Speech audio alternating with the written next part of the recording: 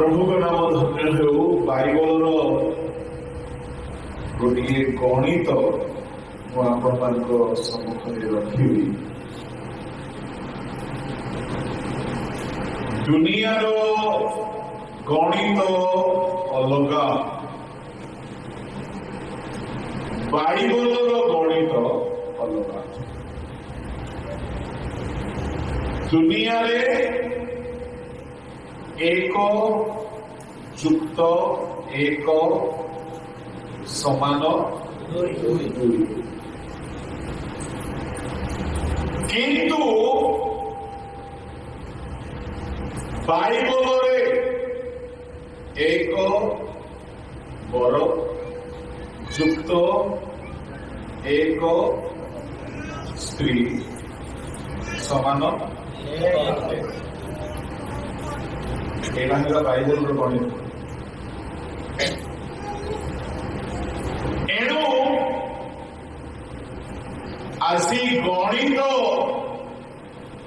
दंपति टी शिखी जीवे तो सबुदिन रिजल्ट भल आस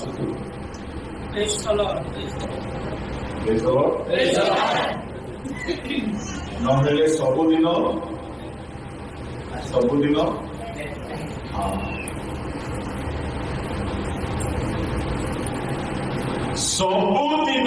रिजल्ट भल है सूत्र आसुले जाए गणित भल हुए। गध पिला माने कौन करती सूत्र न जानिकी कॉपी करती परीक्षा देखी देखी लिखला बेलू फर्मुला जदि जानी नथिबे से गणित बंका ही जाए और रिजल्ट रे फेल। एणु वैवाहिक जीवन भी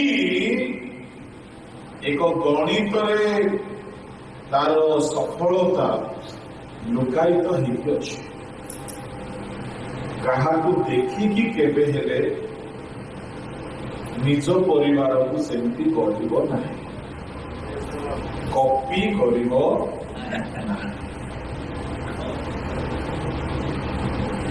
हेले से गणित मो टिके कहबी अल्प समय भितर कहबी जदि रंधा है ना तो मत कहीदेवे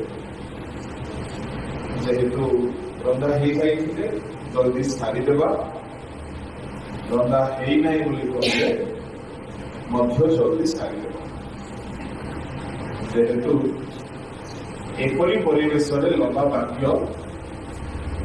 कहीं शुणती नहीं किंतु जार आज गणित टेस्ट होची फर्मुला मुखस्थ आवश्यक अच्छे। आज एठारे तीन प्रकार लोक अच्छा। प्रथम दल हेले जो मानकर बाहा साहा हो जाइए केबे केबे पास मार्क आसी केबे केबे फेल आउ कहीं तो माल प्रैक्टिस। गोटे दल हेले जार विवाह सरी जाइए से माने केबे भी से बेदी रे बसी पारिबे नहीं। आउ गोटे दल हेले भाबुथिबे केबे मोर पाळी आसीबो बोलता दल से दल अछंती ना नहीं। किंतु तृतीय हेले नवदंपति जो माने आजी पाई केवल ताको बर कन्या कह कालिकी ठार बर कन्या कह बर कन्या परामर्श देउ देउ आपण समस्त टिके परामर्शर कथा आम बाकी देखा यह निश्चय समस्त लाभदायक पढ़ु माथ्यू 19 अध्याय तहिरे प्रभु यीशु फारुसी मानकु निरुत्तर करी कहउछन्ति 6 ଏଣୁ ସେମାନେ ଆଉ ଦୁଇ ନୁହନ୍ତି କିନ୍ତୁ ଏକାଙ୍ଗ ଅଟନ୍ତି। ଅତଏବ ଈଶ୍ୱର ଯାହା ସଂଯୁକ୍ତ କରିଅଛନ୍ତି ମନୁଷ୍ୟ ତାହା ବିଭିନ୍ନ ନ କରୁ। ସେମାନେ ଆଉ ଦୁଇ ନୁହନ୍ତି କିନ୍ତୁ ଏକାଙ୍ଗ। ଅତଏବ ଈଶ୍ୱର ଯାହା ସଂଯୁକ୍ତ କରିଅଛନ୍ତି ମନୁଷ୍ୟ ତାହା ବିଭିନ୍ନ ନ କରୁ। ତେବେ ଆଦି 2:24 ଟିକେ ପଢନ୍ତୁ।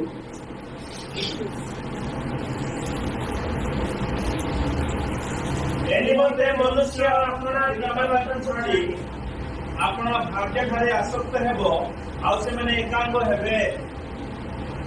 ସେମାନେ ଏକାଙ୍ଗ ହେବେ। ଇଂଲିଶ ବାଇବଲରେ ଲେଖା ଅଛି ଦେ ସାଲ୍ ବି ୱାନ୍। ପ୍ରଭୁଙ୍କ ନାମର ଧନ୍ୟବାଦ ହେଉ। ଆଜି ସେମାନେ 2 ଜଣ ମିଶିକରି ଏକ ହେଇଯାଇଛନ୍ତି। ଗତକାଲି ବିବାହ ସରିଛି, କାଲିଠାରୁ ଏ ଗଣିତ ଆରମ୍ଭ ହେଇଛି। ପ୍ରଭୁଙ୍କ ଲୋକମାନେ ଏଇଟା କେମିତି ଗଣିତ ଧ୍ୟାନରେ ଶୁଣିବେ।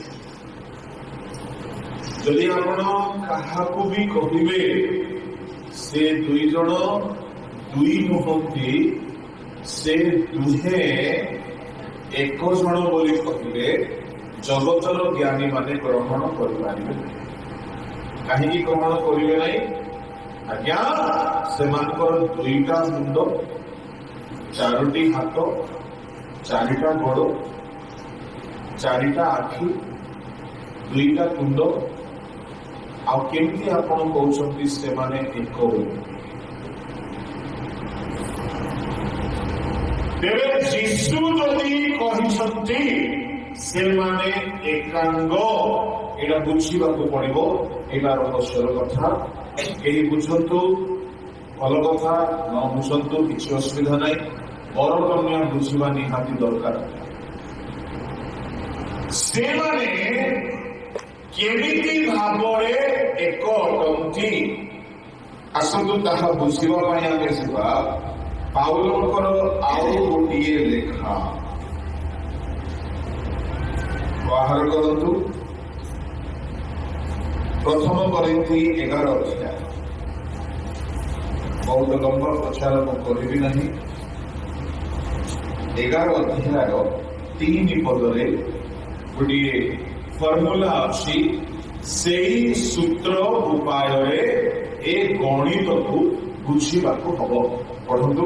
କିନ୍ତୁ ଖ୍ରୀଷ୍ଟ ଯେ ପ୍ରତ୍ୟେକ ପୁରୁଷର ମସ୍ତକ ସ୍ୱରୂପ ଏବଂ ପୁରୁଷ ଯେ ସ୍ତ୍ରୀର ମସ୍ତକ ସ୍ୱରୂପ ଓ ଈଶ୍ୱର ଯେ ଖ୍ରୀଷ୍ଟଙ୍କର ମସ୍ତକ ସ୍ୱରୂପ, ଏହା ତୁମେ ଜାଣ ବୋଲି ମୋର ଇଚ୍ଛା।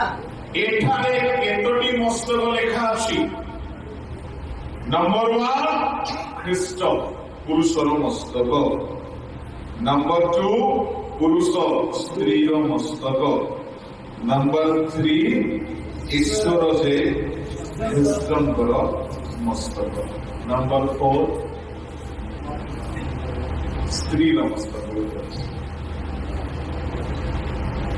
ପ୍ରଭୁଙ୍କ ଲୋକମାନେ ଯୀଶୁଙ୍କର ପରି ମୁଣ୍ଡ ହଉଛନ୍ତି ପରମେଶ୍ୱର। କି କଥା ଏଇଟା? ସେଇଟା ଗୋଟେ ଅଲଗା ପାଠ। ତେଣୁ ଯୀଶୁ କହିଲେ ମୁଁ ଓ ପିତା, ଏଇଟା ଗୋଟେ ଗଣିତ।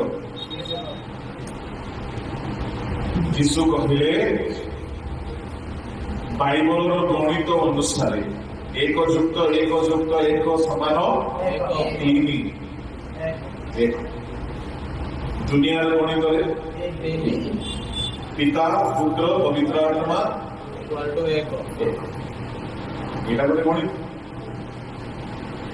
ଯୀଶୁ କହୁଛନ୍ତି ମୁଁ ଓ ପିତା, ଆମେ ଅଲଗା ନାହୁଁ, ଆମେ ଏକ। ହେଲେ ମସ୍ତକ କିଏ ସେମାନଙ୍କ ଭିତରେ? ପିତା ମସ୍ତକ, ଯୀଶୁ ମସ୍ତକ ନୁହନ୍ତି। ସେଇପରି ମଣ୍ଡଳୀର ମସ୍ତକ କିଏ? ଖ୍ରୀଷ୍ଟ।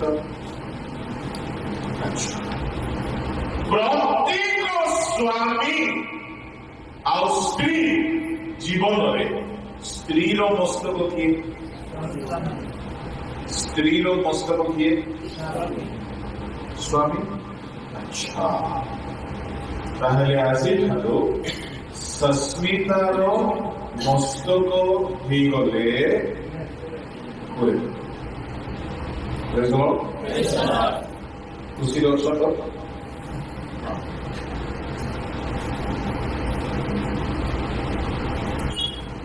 ଆଜିଠାରୁ ହେଡ୍ ଅଫ୍ ଦ ଡିପାର୍ଟମେଣ୍ଟ ହେଇଗଲା କୁରେ। ଆଚ୍ଛା, ତାହେଲେ ମତେ କୁହନ୍ତୁ, ମତେ ଆପଣମାନେ ଦେଖୁଛନ୍ତି ମୋ ମସ୍ତକ ଠାରୁ ମୋ ଶରୀର କେତେ ଦୂରରେ ଅଛି? 1 କିଲୋମିଟର? କିଛି ଦୂର ନାହିଁ। ତାହେଲେ କୁରେ ଠାରୁ ସସ୍ମିତା, ସସ୍ମିତା ଠାରୁ କୁରେ ଆଜିଠାରୁ ବିଲକୁଲ ଦୂରକୁ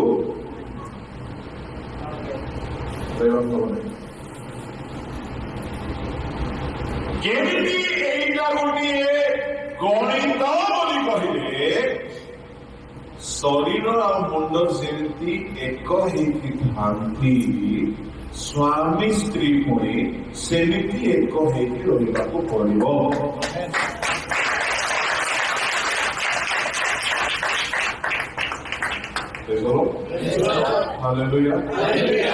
ଯୋଉମାନେ ବାହା ହେଇଯାଇଛ ଏ ଗଣିତ ଘରେ ଚାଲିଛି ନା ନାଇଁ? ଦେଖ, ସ୍ୱାମୀ ସ୍ତ୍ରୀ ଟିକିଏ ବି ଅଲଗା ହେଇକି ରହିବାକୁ ନାହିଁ। ଏଇଟା ବାଇବଲ କହୁଛି। ଟିକିଏ ବି କୌଣସି ବିଷୟରେ। ଏଣୁକରି ସେମାନଙ୍କୁ ତୁଳନା କରାଗଲା, ଗୋଟିଏ ଉଦାହରଣ ଦିଆଗଲା। କଣ ସେ ଉଦାହରଣ? ମସ୍ତକ ହେଲା ସ୍ୱାମୀ, ଶରୀର ହେଲା ସ୍ତ୍ରୀ। ଆଚ୍ଛା, ଏବେ ମୁଁ କୋରିଆର କର୍ତ୍ତବ୍ୟ କଣ, ସସ୍ମିତାର କର୍ତ୍ତବ୍ୟ କଣ, ସ୍ୱାମୀ ମାନଙ୍କର କର୍ତ୍ତବ୍ୟ, ସ୍ତ୍ରୀ ମାନଙ୍କର କର୍ତ୍ତବ୍ୟ ଟିକେ ଟିକେ କହିବି। ସେଥିରୁ ଆମେ ଟିକେ ଦେଖିନେବା ଆମେ ଠିକ ଭାବରେ ଚାଲିଛୁ ନା ନାହିଁ। ଆଚ୍ଛା, ସବୁ ଚିନ୍ତା କରିବା କାମ, ଭାବିବା କାମ, ସବୁ ବୁଦ୍ଧିର କାମ, ସବୁ ଭାର କାହା ଉପରେ ରୁହେ? ଆଜିଠାରୁ ସସ୍ମିତାର ସବୁ ଚିନ୍ତା କାହାର ହେଇଗଲା? ତାକୁ ଜଳଖିଆ ଦରକାର ହେଲେ ସେ ଫୋନ କରିବ ନାହିଁ। ମା, ତୁ ବିଲକୁଲ ଡରିବୁ ନାହିଁ। ମା, ଯଦି କିଛି ବି ଅସୁବିଧା ହେଲେ ଆଜିଠାରୁ ତୋର ମୁଣ୍ଡ ହେଇଗଲେ। ଆଚ୍ଛା, ହେଲେ ମତେ ଟିକେ କହିବାକୁ ପଡିବ କେତୋଟି କଥା। ବହୁତ କଥା ଏ ଭିତରେ ଅଛି ଯେ ମୁଁ ସମୟ ଲମ୍ବା କରିବାକୁ ଚାହୁଁନାହିଁ। ମୁଖ୍ୟ ମୁଖ୍ୟ ବିନ୍ଦୁକୁ ଖାଲି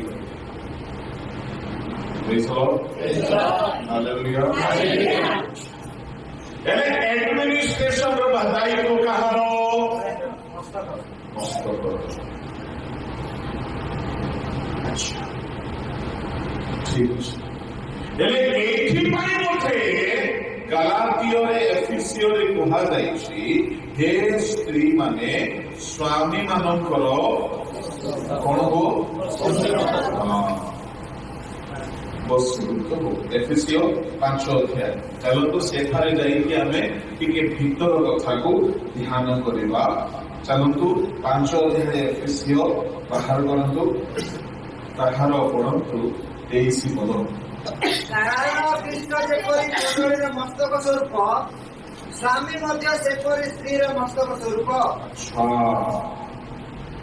ଖ୍ରୀଷ୍ଟ ଯେପରି बड़ा ध्यान से शुणिबे कोरिन्थ संस्कृता ख्रीष्ट जेपरि मंडलीर मस्तक स्वरूप बोली आमे एठारे पढ़िबे। अच्छा ख्रीष्ट आउ जनकर मस्तक बोली आमे कोरिन्थरे पढ़िथिलु कहार स्वामी ताहेले कोरिन्थर मस्तक हेले यीशु ख्रीष्ट मंडलीर मस्तक हेले यीशु ख्रीष्ट एटारे केतना मुंड आमे देखु ध्यान प्रभु लोक माने एई पदरे लेखा गला ख्रीष्ट जेपरि मंडलीर मस्तक स्वरूप स्वामी मध्य सेही परि स्त्रीर मस्तक स्वरूप। अच्छा 24 पद मंडली जेपरि ख्रीष्टकर मस्तक सेपरि स्त्री माने मध्य सब विषय अपना अपना स्वामीर बसीभूता हेतु काहापरि बसीभूता मंडली जेपरि ख्रीष्टकर बसीभूता सब स्त्री माने अपना अपना स्वामीर सेही परि बसीभूत तामाने यीशु को जेमिति आमे भक्ति करू सेमिति स्त्री माने स्वामीर अधीन हेबाकु पड़े। Praise the Lord hallelujah. मते केही किछि कहिले हे मो जे जाय मते प्रभु कहिनांती मो से कथा को मान नाही।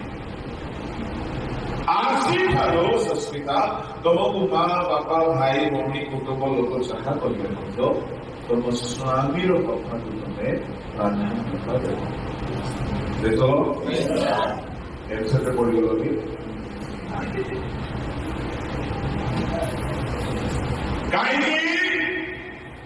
मंडली जेपरि ख्रीष्टकर बसीभूत हे स्त्री माने सेति स्वामीर बसीभूत। अनेक स्त्री माने स्वामीर बसीभूत नहोई मां बापार कथा शुणी स्वामी सागरे झगड़ा करी परिवार नष्ट कर देछथि। आ सेमाने बेसी क्रिश्चियन उद्योगी माने ए सूत्र जानी ना ए गणित को व्यवहार करना। अच्छा एबे आगे भीतर होइबा 25 पद पढ़ो।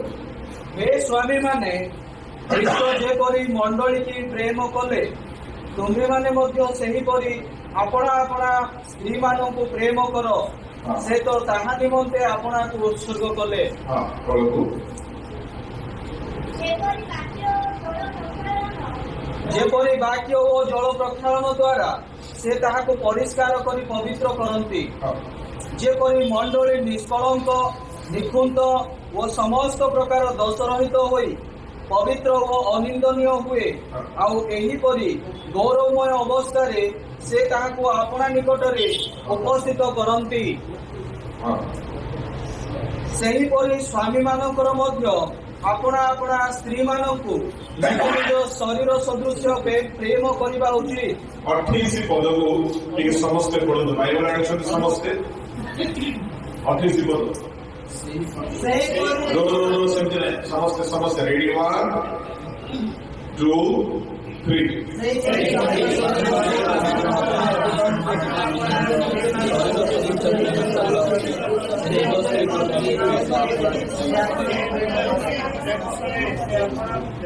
बस स्वामी मानकर मध्य अपना अपना स्त्री मानकु निज निजर शरीर सदृश प्रेम करवा उचित।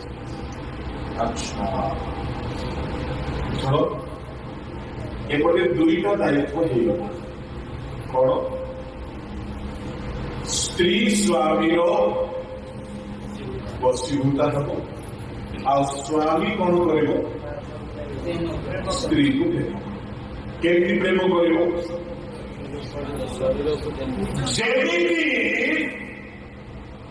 पदरे लेखा अच्छी कौन लेखा अच्छी कि स्त्री मानू निज निज शरीर सदृश प्रेम करवा उचित। अच्छा ଆମେ ନିଜର କେଶକୁ ଶ୍ୟାମ୍ପୁ ଲଗାଉଛୁ ନା ନାହିଁ? ଲଗାଉଛୁ। ସକାଳୁ ଉଠୁଛୁ କିଏ କିଏ ବ୍ରସ୍ କରୁନାହାନ୍ତି? ହାତ ଉଠାନ୍ତୁ। କରୁଛନ୍ତି। କିଏ ମୁହଁ ଧୋଉନାହାନ୍ତି? ଧୋଉଛନ୍ତି। ନଖ କାଟୁଛ ନା ନାହିଁ? ପୁରେ ପାଦ କାଟୁଛ। ଗାଧଉଛ ନା ନାହିଁ? ଗାଧଉଛ। ଶରୀରରେ ଆମର ପାଦର କାଣି ଆଙ୍ଗୁଳି ଠାରୁ ଆରମ୍ଭ କରିକି ମୁଣ୍ଡ ପର୍ଯ୍ୟନ୍ତ ପୁରା ଶରୀରକୁ ଧ୍ୟାନରେ ଶୁଣନ୍ତୁ। ଆମେ ସମସ୍ତେ ପ୍ରେମ କରୁଛୁ। ଆମ ଶରୀର ବଡ ଧ୍ୟାନରେ ଶୁଣିବ ପରେ ଆମ ଶରୀର ଆମକୁ ପସନ୍ଦ ହେଉ କି ନ ହେଉ। ଦେଖ ମୋର ଶରୀର ମୋର ପେଟ ମତେ ପସନ୍ଦ ନାହିଁ। କାହିଁକି ପସନ୍ଦ ନାହିଁ? ଏଡେ ବଡ ଗଇଲ ପରି ହେଇଛି। କାପରେ ହେଇଛି? ବହୁତ ବଡ ହେଇଯାଇଛି। ମୋର ପେଟ ମତେ ପସନ୍ଦ ନାହିଁ, କିନ୍ତୁ ମୁଁ ଆକୁ ଘୃଣା କରୁନାହିଁ। ମୋର ଶରୀରର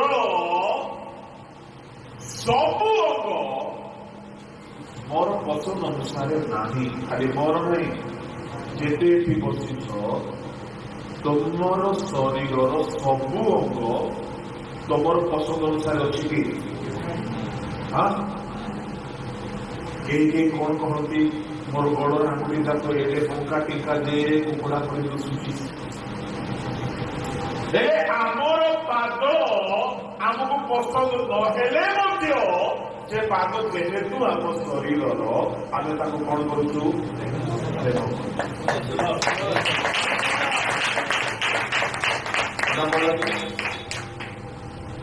ମୁଣ୍ଡ ହରେଇ ଦଉଛୁ। ତମ ଶରୀର ମୋଟା ହେଉ, କାଳିଆ ହେଉ, ବଙ୍କା ଟିଙ୍କା ହେଉ, ବହୁତ ରୁଗ୍ଣ ହେଉ, ଶରୀର ଯେହେତୁ ମୋର ଅଟେ, ମୁଁ ତାକୁ କେବେ ହେଲେ ଘୃଣା କରିପାରିବି ନାହିଁ କି କେହି ବି ଘୃଣା କରିପାରିବ ନାହିଁ। ତେଣୁ ଆମ ଶରୀରର, ମୁଁ ପଚାରିବି ନାହିଁ ବର୍ତ୍ତମାନ, କେତେ ଲୋକକୁ ନିଜର ଶରୀରର କଲର ବହୁତ ପସନ୍ଦ ଅଟେ? ବହୁତ କମ ଲୋକ ହାତ କରୁଛି। କାହିଁକି? ଆମକୁ ଅଲଗା ଲୋକ ଶରୀରର ରଙ୍ଗ ପସନ୍ଦ ଆସେ। ତାପରେ ରଙ୍ଗ ଟିକେ ମଧ୍ୟ ହେଇଥାନ୍ତା। ବେଳେ ବେଳେ ଆମର ଶରୀରର ହାତ ଗୋଡ, ଆମର ଶରୀରର କଲର, ଆମର ଶରୀରର ଗଠନ ଆମକୁ ପସନ୍ଦ ହେଇ ନ ପାରିଲେ, ଏମିତି ଜଣେ ହେଲେ କିଏ ଅଛ?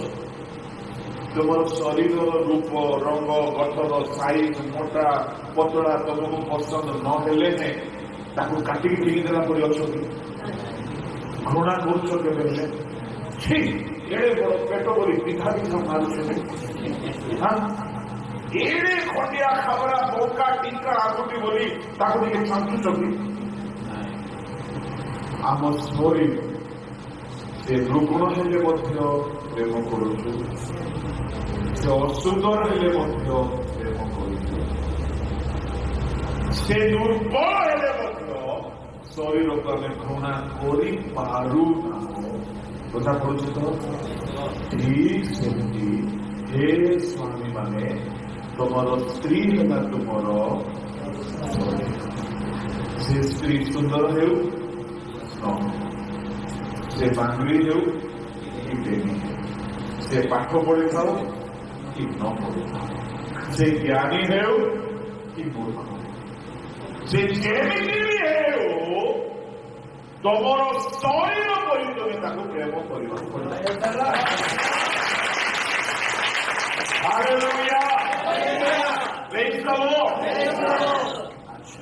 ହେଲେ ଶରୀର ପରି ପ୍ରେମ ବୋଲି ଗୋଟେ ଶବ୍ଦରେ କହିଲେ ତ ହେବ ନାହିଁ। ଆମେ ଶରୀରକୁ କେମିତି ପ୍ରେମ କରୁ ସେଇଟା ମୁଁ ଟିକେ କହିବି। କିଏ ପ୍ରେମ କରିବ? ସ୍ୱାମୀ କରିବ ସ୍ତ୍ରୀକୁ ପ୍ରେମ। କାହା ପରି କରିବ? ଯେମିତି ଆମେ ପ୍ରେମ କରୁ। ଆଚ୍ଛା, ମୋର ଶରୀରର, ମୋର ଅଣ୍ଟା ମନେ କରନ୍ତୁ 28 ଲାଗୁଛି 28 ମନେ କର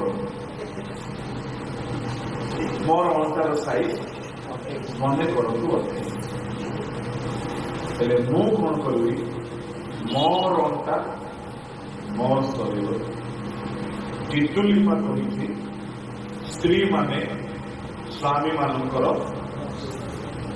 କଣ ହେବେ ବସି ବାଇବଲ କହୁଛି ସ୍ତ୍ରୀ ମାନେ ସ୍ୱାମୀ ମାନଙ୍କର ମୁଁ ଯୋଉଟା କିଣିକି ଦେଇଦେଲେ ମୋ ସ୍ତ୍ରୀ ପିନ୍ଧିବାର ଅଛି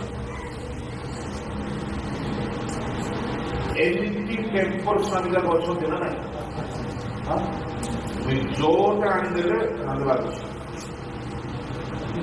ମୁଇଁ ଯୋଉଠି ରଖିଲେ ସେଠି ଆଚ୍ଛା ଠିକ ଅଛି ଠିକ ଅଛି তোর সাপোর্টের কোচ না কান্দু না তোর সাপোর্টে তার সাপোর্টে भी ଅଛି তার সাপোর্টে भी ଅଛି ବାଇବଲ ତ ସମସ୍ତଙ୍କ ପାଇଁ ଔଷଧ ପତ୍ର ଅଛି ବାଇବଲ ବଡ଼ ଧ୍ୟାନରେ ଶୁଣିଲେ ବୁଝା ପଡ଼ିବ ତମ ପାଇଁ ଏଇଟା ବିଶେଷ କରି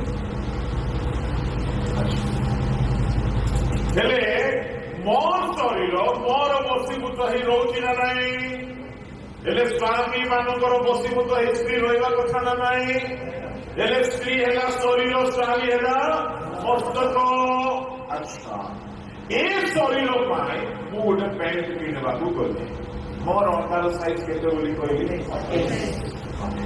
ମୁଁ କିଣିକି ଆଣିଲି 38 କେବେ ହେଲେ 28 ଅଣ୍ଟା ପାଇଁ 38 ହେବ କି ନାଇଁ ବାଇବଲରେ ଲେଖା ଅଛି ସ୍ୱାମୀ ଯାହା ଆଣିଦେବ ସ୍ତ୍ରୀ ସେଇଟା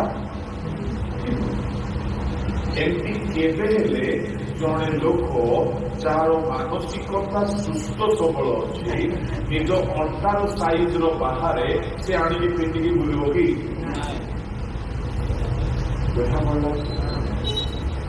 ମନେ ମୋର ଗଭୀର କଥା ମୁଁ କହୁଛି ମନେ କରନ୍ତୁ ମୋର ପାଦର ସାଇଜ ହେଲା 6 ନାଇଁ 11 ମୋର କଥାଟା କହୁଛି 6 ମୁଁ ବଜାରକୁ ଯାଇକି ଏଇଟା ମୋର ଶରୀର ତା ପାଇଁ ବୋଲି 5 ସାଇଜ ଆଣିଲେ ହବ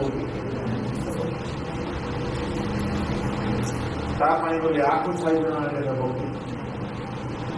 ମୋ ଶରୀରକୁ ଯେହେତୁ ମୁଁ ପ୍ରେମ କରୁଛି ମୋ ସାଇଜ ପରଫେକ୍ଟ ଆଣିବି ପରେ ତମ ସ୍ତ୍ରୀକୁ ତୁମେ ଯଦି ପ୍ରେମ କରିବ ପ୍ରେମ ହେତୁ ତମେ ତା ପାଇଁ ଯୋଉଟା ଠିକ ସେଇଟା ହିଁ କରିବ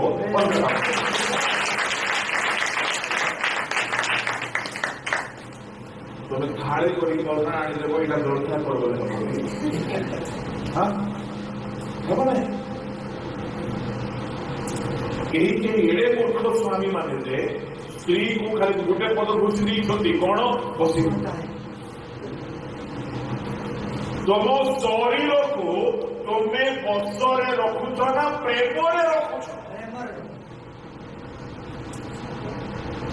ମୋ ପାଦର ସାଇଜ ହଉଛି 11 ମତେ କିଏ ମାଗଣାରେ ମାହାଳିଆ ଦେଲେ ମତେ ମୋ 6 ସାଇଜର ଦେଇକି ବୁଲିବି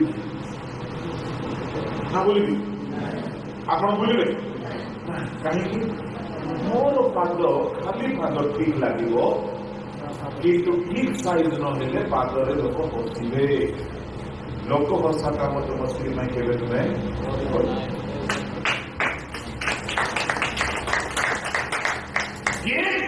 କି ସାରା କରିଦିଏ ବିଦେଶୀ ଦେବ ହଉଛୁ ବୋଲି ବଧେଇବେ କୋଉଠି ଶିଖୁଛନ୍ତି ତମର ପାଦରେ ଆଣିକି ମୋ ପାଦ 11 ନମ୍ବର ମୁଁ 6 ନମ୍ବର ଜୋତା ପଶେଇକି ବସୁନୁ ତତେ ଦେବି ବୋଲି ବଦଉଛି କି ପାଦକୁ ମତେ ଗୋଟେ କଥା ଯଦି ମନେ କର ଧ୍ୟାନ ଶୁଣିବା ଯଦି ମନେ କର ମୁଁ 5 ନମ୍ବର ସାଇଜର ଚପଲ ଜବରଦସ୍ତି ପଶେଇଲି କଥା ପଶିଲା ଏ ଶରୀର ମୁଁ ତାର ମସ୍ତକ ଯୋଉ ବଶୀଭୂତ ହିରୋ ବୋଲିକି ମୁଁ କଣ କଲି 28 ଘଣ୍ଟା ଜାଗାରେ ମୁଁ 38 ଘଣ୍ଟା ପିନ୍ଧିଲି ହେଲା ଆଉ ସ୍କାର୍ଟର ସାଇଜ କେତେ ମୋର 44 ମୁଁ ପିନ୍ଧିଲି 40 ଏମିତି ହେଇକି ମୁଁ ବାହାରକୁ ବାହାରିଲି କେମିତି ଦେଖାଯିବ? କେମିତି ଦେଖାଯିବ? ଯେଉଁ ସ୍ୱାମୀ ମାନେ ନିଜ ସ୍ତ୍ରୀର ଯତ୍ନ କରିପାରି ନାହାନ୍ତି ସେମାନେ ହେଉଛନ୍ତି ଜୋରେ ଜୋରେ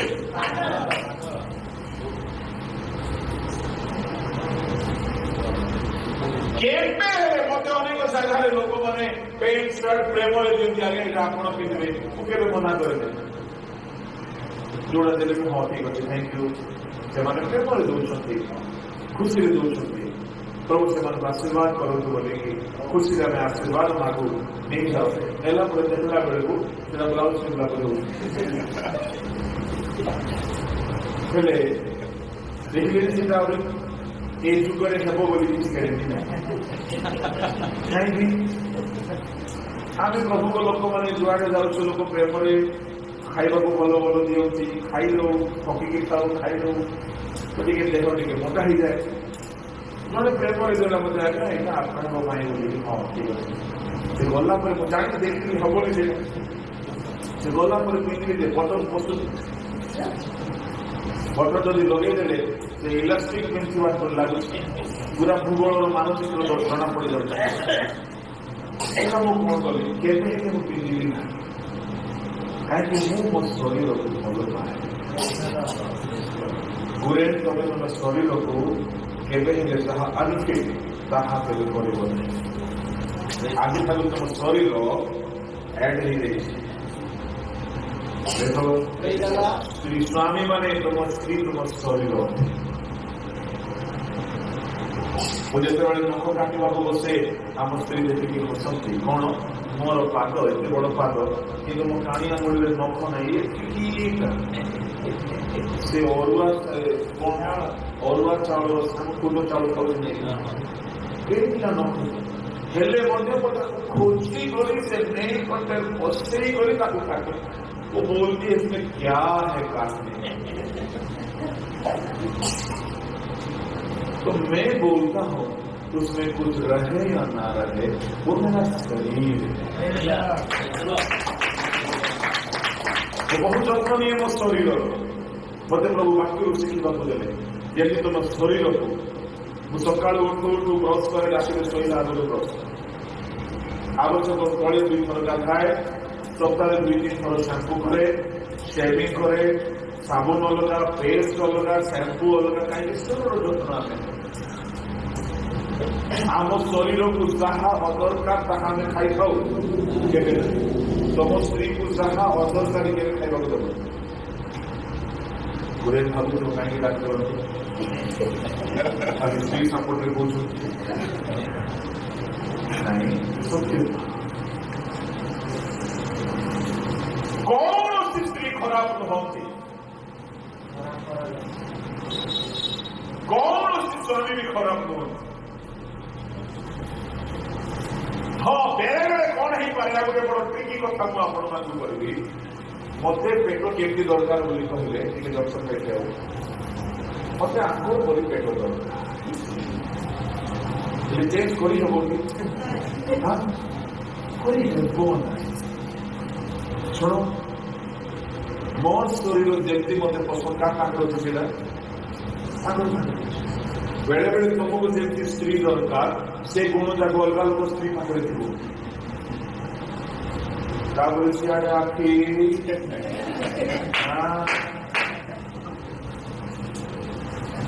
ବୁଝା ପଡିଲା ତ?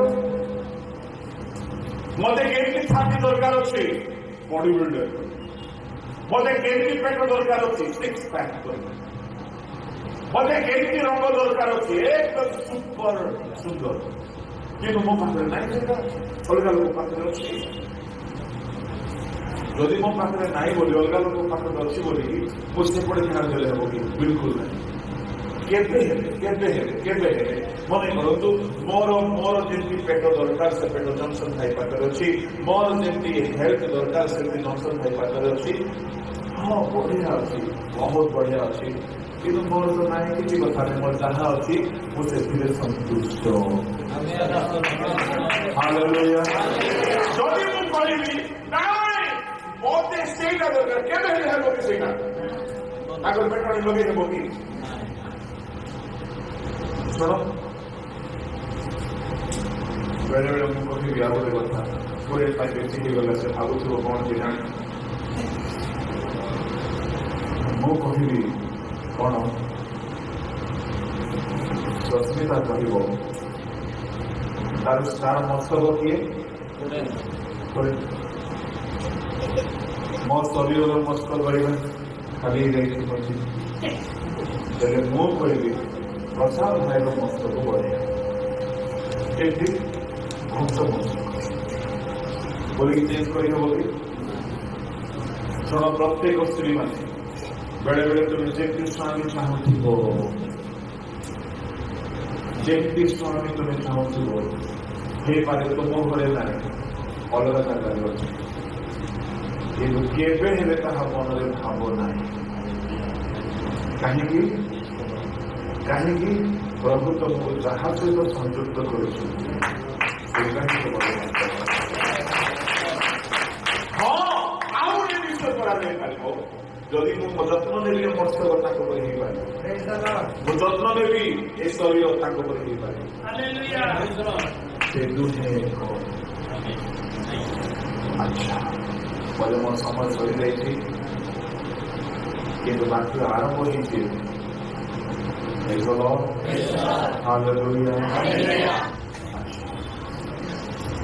କିଏ ହେଲେ ନିଜର ହାତ ଗୋଡକୁ କାଟୁଛନ୍ତି,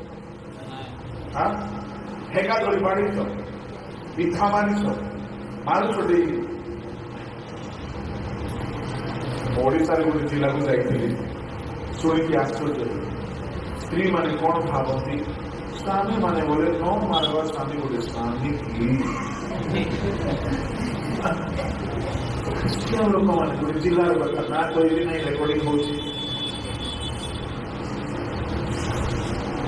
ହେଲେ ସେ ପଚାରିଲା ପୁଣି, କହିଲ ତୁମର ସ୍ୱାମୀ ତମକୁ ପିଟୁଛି କି? ନାହିଁ, କେମିତି ପିଟୁ ନାହିଁ, ସ୍ୱାମୀ ବୋଲି ପିଟିବାର ଅଛି ସିନା, ସ୍ୱାମୀ ମାନେ ପିଟିବେ ପରା। ଗୋଟେ ଗୋଟେ ଜିଲ୍ଲାରେ ଗୋଟେ ଗୋଟେ ପ୍ରକାର ସ୍ୱଭାବ ଅଛି। ଆପଣ କୌଣସି ରୀତିନୀତିକୁ ଧରିବେ ନାହିଁ, ଯୋଉ ରୀତିନୀତି ବାଇବଲରେ ନାହିଁ ସେଟାକୁ ଧରିବେ, ବାଇବଲକୁ ଧରିବେ। ସ୍ତ୍ରୀ ବୋଲି କହିଲେ ଆମ ଲୋକମାନେ ଚାକର ବୋଲି ଭାବନ୍ତି। ବାଇବଲ କେବେ ସେମିତି କୁହେ ନାହିଁ। ବାଇବଲ କୁହେ ଅନୁରୂପ ଦାନର ସହ ଅଧିକାରିଣୀ।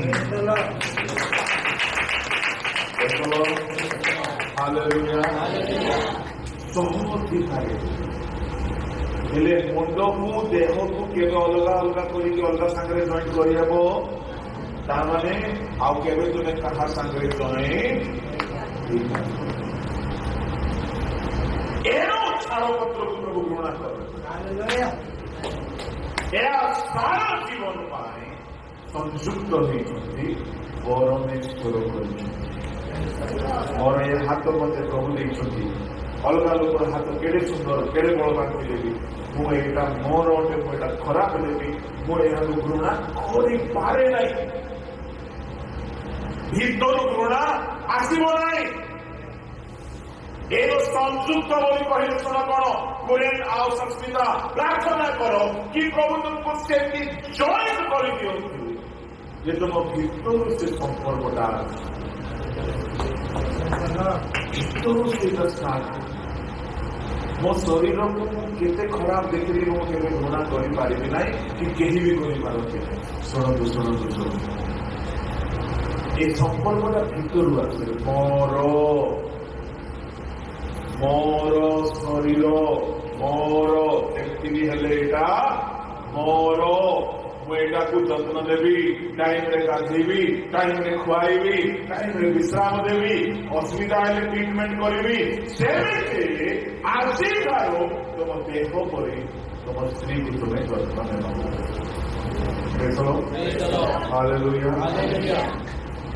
ହେଲେ ବେଳେ ବେଳେ କଣ ଇଏ ପାଦ ଭୁଲ ଜାଗାରେ ପଡିକି ମଛି ଗଲେ ତାକୁ କାଟିକି ଥିଲା ହୁଏ କି? ତାକୁ ଟିକେ ସାରା ସାରି କହନ୍ତି ପରା, ନହେଲେ କଣ କରିବେ, ତାକୁ ଖଟ କରିକି ମାରିଦେବେ। ଠିକ କୌଣସି କାରଣରୁ ସ୍ୱାମୀ ସ୍ତ୍ରୀ ଅଲଗା ହେବାକୁ ନାହିଁ। କେବେ ପାଟିରୁ କହିବେ ନାହିଁ ତତେ ବାହା ହେଇକି ମୁଁ ଭୁଲ କଲି, କେବେ କହିବେ ନାହିଁ ତୋ ଘରକୁ ତୁ ପଳା। ଯଦି କହିବାର ଦମ ଅଛି ଏ ମୁଣ୍ଡକୁ କାଟିକି ଦେହକୁ ଅଲଗା ରଖିବ। ମାନେ ଶରୀର ମସ୍ତକର ସମ୍ପର୍କ ସେମିତି ସ୍ୱାମୀ ସ୍ତ୍ରୀ ସେମିତି କେବେ ଅଲଗା ହେଇପାରିବ, କେବେ ଅଲଗା ହେଇପାରିବ। ଏ ଶରୀରର ଯତ୍ନ ନେଇକି ମସ୍ତକ ତାକୁ ବଶୀଭୂତ କରେ। ପ୍ରେମ ସହ କହିବି ଯଦି ବଶୀଭୂତ ଶବ୍ଦ ମହତା ପ୍ରେମ, ପ୍ରେମ। Hallelujah, hallelujah. ହେଲେ ଆଉ ଗୋଟେ ଦୁଇଟା କଥା କହିକି ସାରିବି। କଣ? କେହି କେହି ନିଜ ସ୍ତ୍ରୀକୁ ଖୁବ୍ ପିଟନ୍ତି। ଏଠାରେ ପିଟିବା ଲୋକ ନଥିବେ ବୋଲି ମୁଁ ଭାବୁଛି। ଖାରିଗୁଡ଼ା ଗାଁ ତଳ ଗାଁରେ ସ୍ତ୍ରୀକୁ ପିଟିବା ଲୋକ ଏଠାରେ ନଥିବେ ବୋଲି ମୋର ବିଶ୍ୱାସ। ହେଲେ କେହି କେହି ଅଲଗା ଗାଁ ମାନଙ୍କୁ ଏ ଗାଁରେ ସେମିତି ନଥିବ, କେହି କେହି ନିଜ ସ୍ତ୍ରୀକୁ କୁଟୁ କୁଟା ପିଟନ୍ତି। ସ୍ତ୍ରୀ ବୋଲି କହିଲେ ସ୍ୱାମୀର କଣ ଅଟେ? କଣ ଅଟେ? ଶରୀର। ଆଚ୍ଛା, ବାଇବଲରେ ଜଣେ ଲୋକ ଥିଲା, ସେ ପଥରରେ ନିଜ ଦେହକୁ ପିଟୁଥିଲା। କିଏ ବାବୁ ସେଟା? କିଏ? ରାଜେଶ ଆଜ୍ଞା। ଯାହାକୁ ବାହିନୀ ଭୂତ ଧରିଥିଲା ସିଏ କଣ କରୁଥିଲା? ନିଜ ଦେହକୁ ଲୁଗା ପିନ୍ଧଉ ନଥିଲା। ତମ ସ୍ତ୍ରୀକୁ ଭଲ ଲୁଗା ଯେତେବେଳେ ପିନ୍ଧଉନ ବୋଲି କହିଲେ କଣ କରିଛି? ତେବେ ସେ ବାହିନୀ ଭୂତ ଧରିଥିବା ଲୋକ ପଥରରେ କାହାକୁ ମାରୁଥିଲା? ଯୋଉମାନେ ନିଜ ସ୍ତ୍ରୀକୁ ମାରନ୍ତି ତାଙ୍କୁ କଣ ଧରିଛି? ଏଠାରେ କାହାକୁ ଧରିନି ତ? କେବେ ସ୍ତ୍ରୀ ଉପରେ ହାତ ଉଠେଇବେ? ମୁଁ କହିଲି କଣ ମୋ ପେଟ ମତେ ପସନ୍ଦ ନାହିଁ, ତାକୁ ମାରି ହଉନି ପରା, ବିଲକୁଲ ମାରି ହଉନି। ଯଦି ରାଗ ଆସୁଛି ତମ ଶରୀରକୁ ତମେ ଯତ୍ନ ନେଇନାହ, ସେଥିପାଇଁ ସେମିତି ହେଇଗଲ।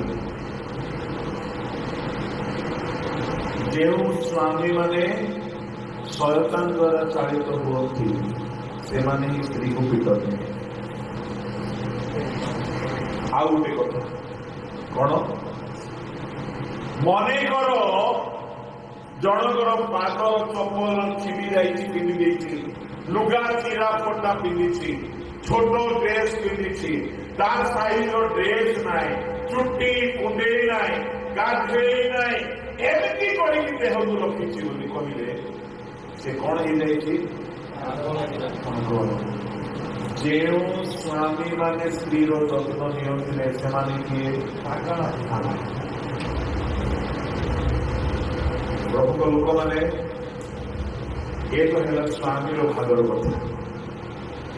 ଏବେ କହିବି ଟିକେ ସ୍ତ୍ରୀ ଭାଗର କଥା। ହେଲେ ଆପଣମାନେ କହିବେ ଆଜ୍ଞା ଖାଲି ସ୍ୱାମୀ ମାନଙ୍କ କଥା ଆପଣ ଆଜି ଜୋରଦାର କହିଲେ, ସ୍ତ୍ରୀ ମାନଙ୍କ କଥା ଆପଣ ଜାଣିଛନ୍ତି କି ଆଜ୍ଞା? କେଡ଼େ ବଡ଼ ବଡ଼ କାହାଣୀ ଯାକ ଆମେ ପାଇଛୁ ନା, ଏମାନଙ୍କୁ କୋଉ ଔଷଧ ପତ୍ର କାମ ଦଉନାହିଁ, କୋଉ ଝାଡ଼କୁ ମୁସା କାମ ଦଉନାହିଁ। ଶୁଣ ଶୁଣ ଶୁଣ ଶୁଣ ଶୁଣ, ଗୋଟିଏ ଓଜନିଆ କଥା। ମୁଁ ଫ୍ୟାମିଲି କାଉନ୍ସିଲିଂ କରୁଥିଲି 2 ଜଣଙ୍କୁ, କହିଲି ଶୁଣ ଭଉଣୀ, ତମେ ତୁମ ସ୍ୱାମୀର ଅଧୀନରେ ରହିବ। ହଁ ଠିକ ଅଛି ଆଜ୍ଞା, ମୁଁ ଅଧୀନରେ ରହିବି, ଯେ ତାକୁ ମଧ୍ୟ କାହାକୁ? ଏ ବାହିନୀ ଭୂତକୁ କହିଥାନ୍ତି। କାହାକୁ? ଏ ବାହିନୀ ଭୂତକୁ କୁହ ତା ଶରୀରକୁ ଟିକେ ସେ ମାରିବ ନାହିଁ। କଣ ବୋଲି କାଉନ୍ସିଲିଂ କରିବ ସେ ଭଉଣୀ କହିଲା ଆଜ୍ଞା ମୁଁ ଏଡେ ଖରାପ କି ଆଜ୍ଞା, ମୁଁ ଏତେ ଖରାପ ନାହିଁ, ସିଏ ମତେ ପ୍ରେମ କରୁନାହିଁ, ଏଣୁକରି ମୁଁ ତାର ଅଧୀନରେ ରହୁଛି। ହେଲେ ସେ ସ୍ୱାମୀ ରହିଲା ରହିଲା ରହିଲା, କଣ କହୁଛ ଭାଇ? ଆଜ୍ଞା ମତେ ଖରାପ ଲୋକ କି ଆଜ୍ଞା, ସେ ମତେ ରଙ୍ଗଉଥିବାର ପିଟି ଦେଇଛି। ଆଜ୍ଞା ସେ ମୋର ଅଧୀନରେ ରହିଲେ ତାର ପାଇଁ ମୁଁ ସୂର୍ଯ୍ୟ ଚନ୍ଦ୍ର ତାରା ଆଣିକି ଦେଇଦେବି ଆଜ୍ଞା। ହେଲେ ଶୁଣ, ସ୍ୱାମୀ ପ୍ରଥମେ ପ୍ରେମ କରିବାକୁ ପଡିବ, ସ୍ତ୍ରୀ ପ୍ରଥମେ ପ୍ରସ୍ତୁତ ହେବାକୁ ପଡିବ, ହେଲେ ଏ ଘରଟା ଠିକ ଚାଲେ। ହେଲେ ମତେ କୁହ, କିଏ ପ୍ରଥମେ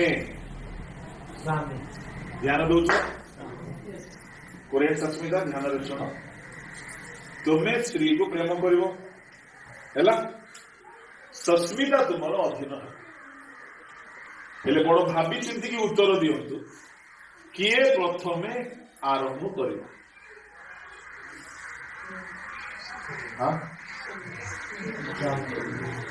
କହୁନା ବାବୁ, ତୋର କୋଟା ସରିଗଲା, ବେଶୀ କହିଦେଲି।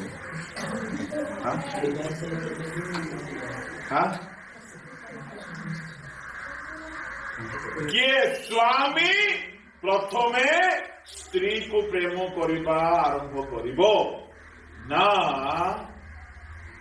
ସ୍ତ୍ରୀ ପ୍ରଥମେ ସ୍ୱାମୀର ବଶୀଭୂତ ହେବ? ସ୍ତ୍ରୀ ବଶୀଭୂତ ହେଲେ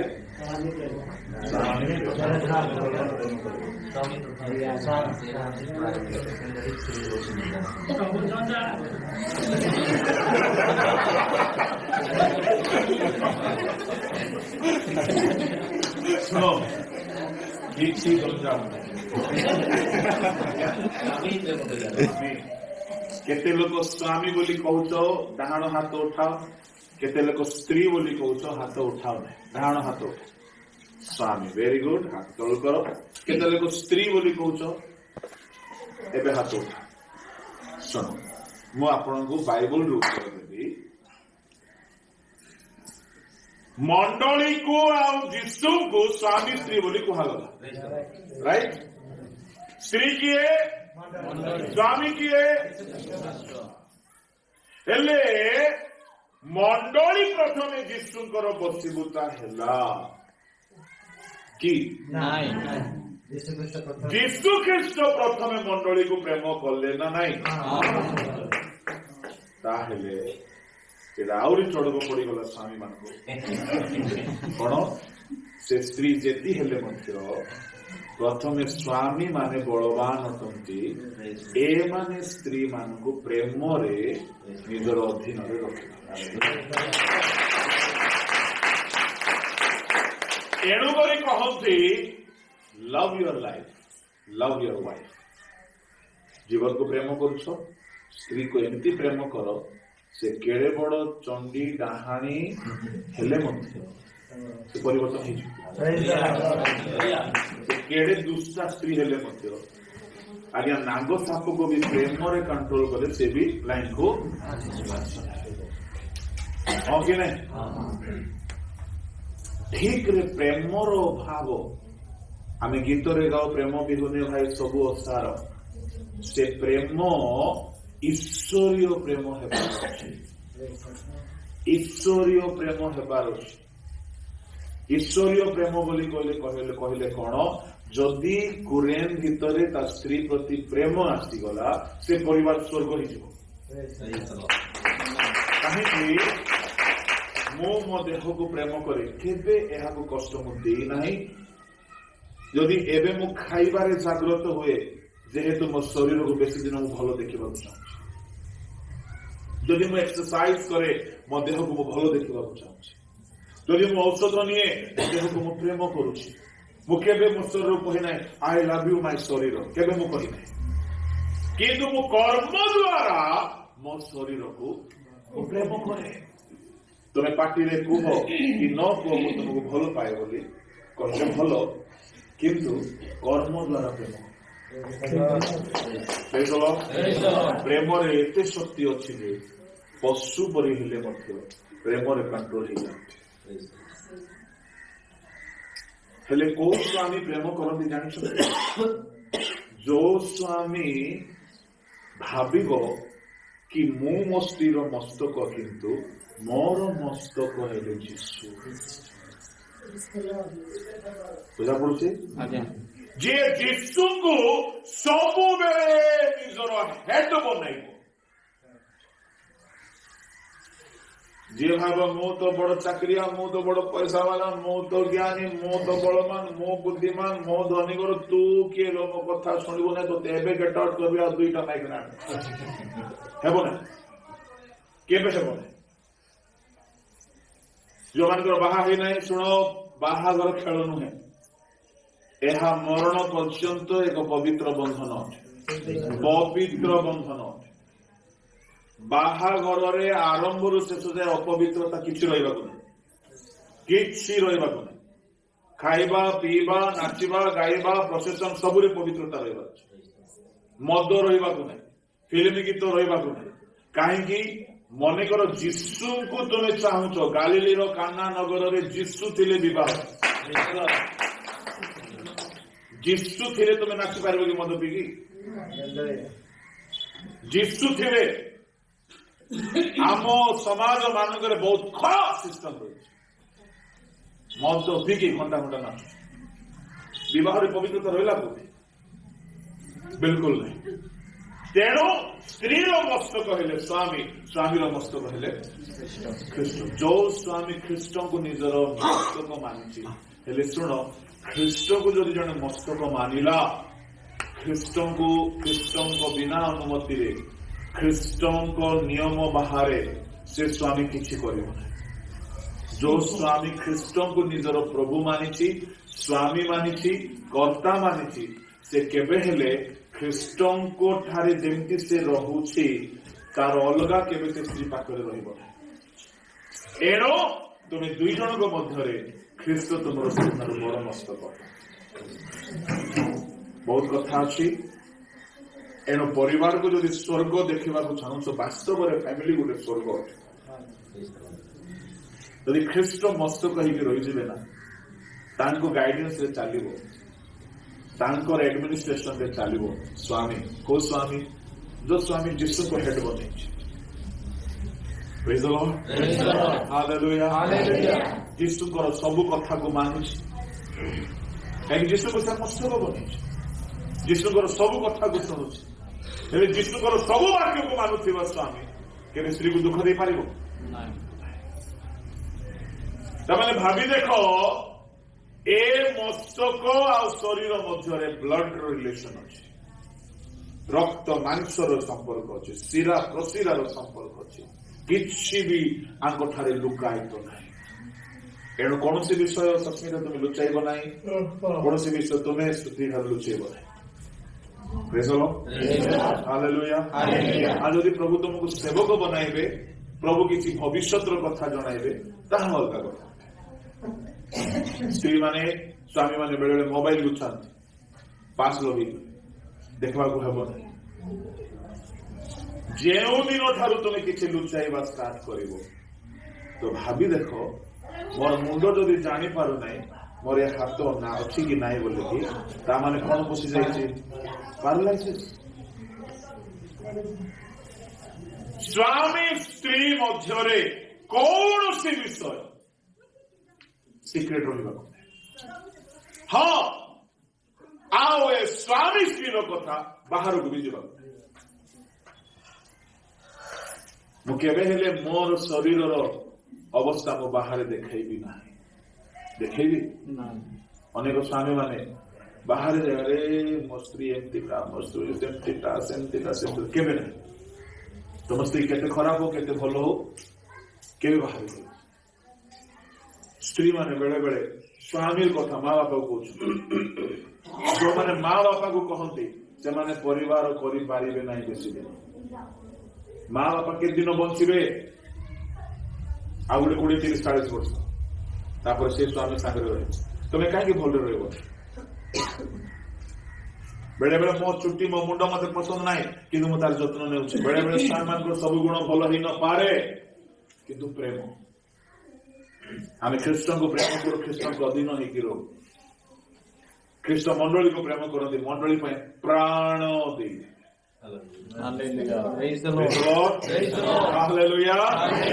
परिवार मान लोक खुशी नहांती गोटे विषय ना बहुत महंगा से कौन যৌতুক अच्छी भोजी अच्छी आडंबर हो କିନ୍ତୁ ଏ ଯୌତୁକ ଭୋଜି ଫଟୋଗ୍ରାଫି ଏସବୁ 2 ଦିନର କଥା। କିନ୍ତୁ ଗୋଟିଏ ଜିନିଷ ଯୋଉଟାକୁ ପରିବାରକୁ ପୁରା ସ୍ୱର୍ଗ ପରି କରିଦେବ, ଆନନ୍ଦ କରିଦେବ। ତୁମେ ଯେମିତି ଖାଦ୍ୟ ଚାହୁଁଥିବ ସେମିତି ଖାଦ୍ୟ ମିଳିଲେ କେମିତି ଲାଗେ? ବହୁତ ଖୁସି ଲାଗେ। ତୁମେ ଯେମିତି ଘର ଚାହୁଁଥିବ ସେମିତି ଘର ହେଲେ କେମିତି ଲାଗେ? ମୁଁ ଆପଣ କହିବା ପାଇଁ ଚାହେଁ, ପ୍ରେମ ଯଦି ଆସିଗଲା, ପ୍ରଭୁଙ୍କର ଆଶୀର୍ବାଦ ଆସିଗଲା, ପରମେଶ୍ୱର ଏମିତି ପରିବାର ଦେବେ ଯେ ତୁମେ ଯେମିତି ଚାହୁଁଥିବ ତୁମ ସ୍ତ୍ରୀ ସେମିତି ହେବ, ତୁମେ ଯେମିତି ଚାହୁଁଥିବ ତୁମ ସ୍ୱାମୀ ସେମିତି ହେବ। ହାଲେଲୁୟା। ପରମେଶ୍ୱର ପରିବାରକୁ ଏଥିପାଇଁ ଆରମ୍ଭରୁ ସୃଷ୍ଟି କଲେ, ସେ ପରିବାର ଭିତରେ ସେ ବସବାସ କରନ୍ତି। ପରିବାର ପାଇଁ ତାଙ୍କର ବହୁତ ଚିନ୍ତା ଥାଏ। ପରିବାର ପରିତ୍ରାଣ ପାଆନ୍ତୁ, ପରିବାର ମଧ୍ୟରେ ସେ ଗମନାଗମନ କରନ୍ତି, ପରିବାରକୁ ସେ ଗଠନ କରନ୍ତି, ପରିବାର ଦେଇକି ସେ ଦୁନିଆରେ ଆସିଲେ। ହାଲେଲୁୟା। ତେଣୁକରି କୁରେନ ପାଇଁ, ସସ୍ମିତା ପାଇଁ ମୋର ଏଇ ପରାମର୍ଶ, ଯାହା ଆମେ ବାକ୍ୟରେ ଦେଖୁଛେ, ଏଇ ସୀମା କେବେ ଲାଙ୍ଘିବେ ନାହିଁ। ଉଭୟ ମିଶିକି ପରମେଶ୍ୱରଙ୍କ ବାକ୍ୟାନୁଯାୟୀ ଖ୍ରୀଷ୍ଟିଆନ ସ୍ତ୍ରୀ ଯେମିତି ରହିବା କଥା, ଖ୍ରୀଷ୍ଟିଆନ ସ୍ୱାମୀ ଯେମିତି ରହିବା କଥା, ସେମିତି ରହିବେ ତ ନିଶ୍ଚୟ ପ୍ରଭୁ ଆପଣଙ୍କ ପାରିବାରିକ ଜୀବନକୁ ଆଶୀର୍ବାଦ କରିବେ। ଆପଣମାନଙ୍କ ପରିବାର, ହାଲେଲୁୟା, ଦାଉଦଙ୍କ ପରିବାର କରିବ, ଅବ୍ରାହମଙ୍କ ପରିବାର କରିବ। ମୁଁ କାହିଁକି କହିଲି ଦାଉଦଙ୍କ ପରିବାର ବୋଲି? ଗୋଟିଏ ପରିବାରରେ ଯୀଶୁ ଜନ୍ମ ହେଲେ ଦାଉଦଙ୍କ ଫ୍ୟାମିଲି। ଯୀଶୁ କାହାର ସନ୍ତାନ ବୋଲାଇଲେ? ଦାଉଦ ଆରମ୍ଭରେ ଭଲ ଲୋକ ଥିଲା, ମଝିରେ ଟିକେ ପାପରେ ପଡିଗଲା, ପରେ ପୁଣି ଭଲ ଲୋକ ହେଇଗଲା। କିନ୍ତୁ ଯୀଶୁ ଆସି କହିଲେ ନାହିଁ ମୁଁ ଏଲିଓଙ୍କ ସନ୍ତାନ, କହିଲେ ନାହିଁ ଦାନିଏଲଙ୍କ ସନ୍ତାନ, କହିଲେ ନାହିଁ ଯୋସେଫଙ୍କ ସନ୍ତାନ, କହିଲେ ମୁଁ ଦାଉଦଙ୍କ ସନ୍ତାନ। ଆସନ୍ତୁ ଆମେ ବଡ କନ୍ୟା ପାଇଁ ପଦେ ପ୍ରାର୍ଥନା କରିବା। ତମେ ଆଣ୍ଠେଇ ଯାଅ, ବାଳକମାନେ ଆମେ ସମସ୍ତେ ତାଙ୍କ ପାଇଁ ଟିକେ ପ୍ରାର୍ଥନା କରିବା। ବଡ କନ୍ୟାଙ୍କ ଆଡକୁ ସମସ୍ତେ ନିଜର ଆଶୀର୍ବାଦର ହସ୍ତ ବଢାନ୍ତୁ। ଏମାନଙ୍କ ପାଇଁ ଆମେ ପଦେ ପ୍ରାର୍ଥନା କରିବା। ପ୍ରଭୁଙ୍କ ଦାସମାନେ ମଧ୍ୟ ଏମାନଙ୍କ ପାଇଁ ଆଶୀର୍ବାଦ ମାଗନ୍ତୁ। ଆସନ୍ତୁ। ମୁଁ ତୁମ କ୍ଷୁଦ୍ର ଦାସ ପ୍ରଭୁ ପ୍ରାର୍ଥନା କରୁଛି କୁରେନ ପାଇଁ, ସସ୍ମିତା ପାଇଁ। ଗତକାଲି ଏମାନଙ୍କର ବିବାହ ସମ୍ପୂର୍ଣ୍ଣ ହୋଇଅଛି। ଈଶ୍ୱର ତୁମେ ତାହା ସଂଯୁକ୍ତ କରିଅଛ। ଦୁନିଆରେ କେବେ ବି ତାହା ବିଚ୍ଛିନ୍ନ ନ ହେଉ। ଆମେ ପିତା ପୁତ୍ର ଧର୍ମାତ୍ମାଙ୍କ ନାମରେ এই দম্পতিକୁ ଆଶୀର୍ବାଦ କରୁଛୁ। ଏମାନେ ଭୌତିକ ଆଶୀର୍ବାଦରେ ପୂର୍ଣ୍ଣ ହେଉନ୍ତୁ, ସ୍ୱାସ୍ଥ୍ୟର ଆଶୀର୍ବାଦ ପାଆନ୍ତୁ, ଏମାନେ ବୁଦ୍ଧି ବିଦ୍ୟା ଜ୍ଞାନର ଆଶୀର୍ବାଦ ପାଆନ୍ତୁ, ଏମାନେ ଦୀର୍ଘାୟୁର ଆଶୀର୍ବାଦ ପାଆନ୍ତୁ, ଏମାନେ ଧନ ସମ୍ପତ୍ତିର ଆଶୀର୍ବାଦ ପାଆନ୍ତୁ, ଏମାନେ ପାରିବାରିକ ଆଶୀର୍ବାଦ ପାଆନ୍ତୁ। ଜୀବନରେ ସର୍ବଦା ତୁମକୁ ନିଜର ପ୍ରଭୁ ମସ୍ତକ କରି ତୁମ ଅଧୀନରେ ଅନେକଙ୍କ ପାଇଁ ଆଦର୍ଶ ପରିବାର ଗଠନ କରନ୍ତି। ସେମାନଙ୍କ ଜୀବନର ଯାତ୍ରାରେ ପ୍ରଭୁ ସର୍ବଦା ତୁମେ ସଙ୍ଗୀ ହୁଅ। ତୁମଠାରେ ଆସକ୍ତ ହୋଇ ସଂଯୁକ୍ତ ହୋଇ ତ୍ରିଗୁଣ ରଜ୍ଜୁ ଛିଣ୍ଡି ଯାଏ ନାହିଁ। ସେପରି ସେମାନେ ଦୁହେଁ ତୁମଠାରେ ପ୍ରଭୁ ଗୁନ୍ଥା ହେଇକି ରହିବେ। ସେପରି ଦୟା କର।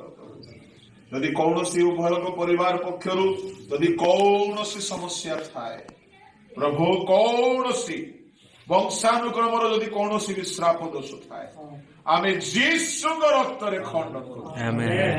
We break all the curses in the name of Jesus. We bless this family. ପ୍ରଭୁ ଏମାନେ ଭୌତିକ, ଆଧ୍ୟାତ୍ମିକ, ସ୍ୱର୍ଗୀୟ ଆଶୀର୍ବାଦ ତୁମର ବଳବାନ ହସ୍ତରେ ଏମାନଙ୍କୁ ସମର୍ପଣ କରି ପ୍ରାର୍ଥନା ଯୀଶୁଙ୍କ ନାମରେ।